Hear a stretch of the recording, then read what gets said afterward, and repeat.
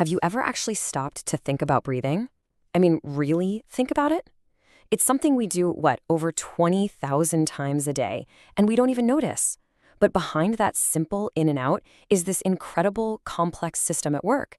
So in this masterclass, we're going to explore the amazing blueprint of our respiratory system. So, what's the story behind just one single breath? We're going to follow that breath on its amazing journey, from the air all around us, deep into our bodies, and see exactly how it powers every single thing we do. Okay, so every journey needs a map, right? So let's start right there. We're going to trace the pathway of air as it travels into our lungs, and you might be surprised just how many stops it makes along the way. So here it is, the full roadmap of that journey. Now, don't worry about memorizing all the details just yet. The main thing to see is the path. Air kicks things off at the mouth and nose, then it travels down through this whole series of branching tubes right into the lungs. Now, let's break it down step by step. It all starts in your mouth and your nasal passage. Think of this as the prep station. The air gets warmed up, filtered, and humidified. From there, it heads down the trachea, that's your windpipe, which then splits into two main bronchi, one for each lung. Now, these bronchi, they just keep branching into smaller and smaller tubes called bronchioles, kind of like the branches of a tree, until finally the air gets to its destination, millions of these tiny little air sacs called the alveoli. All right, so the air has finally reached the alveoli. This is the main event. This is where the crucial exchange happens that turns the air you just breathed in into the fuel your body actually needs to run. Let's just zoom right in on what's happening. You see where those red and blue arrows cross over? That is the heart of the entire system. Oxygen from the air you inhaled literally passes into your bloodstream, and at the exact same time, waste carbon dioxide moves out of the blood so you can breathe it out. It's a perfect, life-sustaining swap. Now, the scientific name for this swap is gaseous exchange, and it's all driven by a super simple principle called diffusion. Just think of it like a really crowded room emptying out into a big empty hallway. Gases naturally move from a place with high pressure to a place with low pressure. So since there's a ton of oxygen in your lungs and not so much in your blood, oxygen moves in. And since there's more carbon dioxide in your blood, it moves out. Simple as. And the alveoli are perfectly designed for this job. There are 4 key reasons why. First, they have incredibly thin walls. We're talking just 1 cell thick, which makes the journey for these gases super, super short. Second, they have a massive surface area. If you laid them all out flat, it would cover a tennis court. No joke. Third, they have a moist lining, which helps the gases dissolve easily. And finally, they are just wrapped in this dense network of blood vessels, ready to grab that oxygen and transport it instantly. Okay, so we've covered the pathway and the exchange, but what's the engine driving all of this?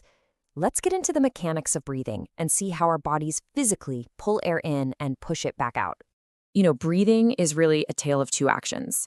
Inspiration, which is just breathing in, and expiration, breathing out. On the left, you can see what's happening when we breathe in, and on the right, when we breathe out. Notice the 2 key players here, the diaphragm, that big muscle at the base of the lungs, and the intercostal muscles between your ribs. They work together just like a pump. So for inspiration, breathing in, your diaphragm contracts and moves down, while your intercostal muscles pull your whole rib cage up and out. And then, for expiration, the process just reverses itself. Those muscles relax, the diaphragm moves back up, and the ribs settle back down and in. Now here's the really crucial part. It's all about the relationship between volume and pressure. When you breathe in, those muscle movements make the space inside your chest bigger. That causes the pressure to drop, and air from the outside just rushes in to fill that space. Then, when you breathe out, the volume gets smaller, the pressure goes up, and air is forced out. It's just simple physics in action. Okay, now that we get the mechanics, let's look at how we can actually measure the performance of our lungs, especially when we start to push them, like during exercise. So first up, we have something called tidal volume. This is really just the amount of air that moves in and out with each normal, relaxed breath you take. Like what you're doing right now. And then there's vital capacity. This one's the big one. It's the absolute maximum amount of air you can possibly breathe out after taking the deepest breath you possibly can. It's really a measure of the full functional power of your lungs. And this is why all this matters. When you start exercising, your muscles are screaming for more oxygen. So your respiratory system has to respond. It does that by increasing both how fast you're breathing and how deep each breath is. Your tidal volume actually gets bigger. This all brings us to a really key formula for measuring lung performance: minute ventilation. It's pretty straightforward. You just take your breathing rate and multiply it by your tidal volume. So, how many breaths per minute times the amount of air in each breath. The result is the total volume of air you move in 1 minute. And believe me, that number shoots way up when you start exercising. So, there you have it. We've mapped the entire journey of air. We've seen the magic of gas exchange, we've figured out the mechanics of breathing, and we've even measured the power of our lungs. It truly is a remarkable system, isn't it? Every single breath you take is the result of this perfectly coordinated blueprint, making sure your body gets the oxygen it needs to thrive, moment by moment.